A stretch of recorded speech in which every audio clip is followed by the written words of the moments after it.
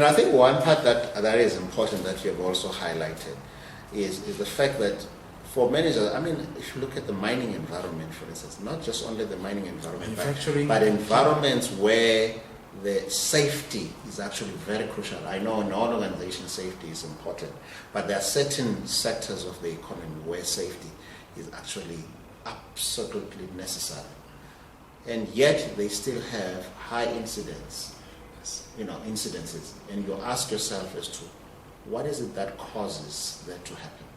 And I think in a number of instances, despite the existence of safety policies that regulations and all the things that they come up with, they still experience these incidences. And I think it comes back to the way that, for instance, people process information in terms of their brains, in terms of the workplace. I mean, you have a sort of an incongruence that you find in some organizations where in the mining sector, for instance, they will say, we need to produce so many ounces per day. We need to be able to produce this much per day. And at the same time, you say to an employee, you need to work safely. Mm-hmm. And when we don't produce those ounces, I'm in trouble as an employee.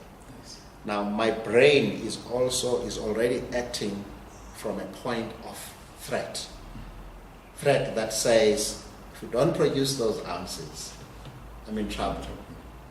It could be me as an individual employee or us as a collective, as employees. We are threatened.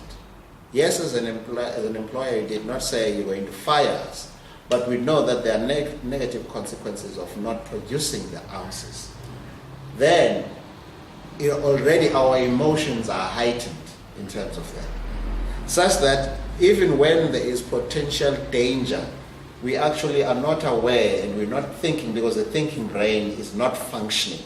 Yes. We have heightened emotions that say avert the danger, which is not meeting the ounces that we're supposed to meet. And you have shift bosses and team leaders that are shouting at you, hey, we have to meet this.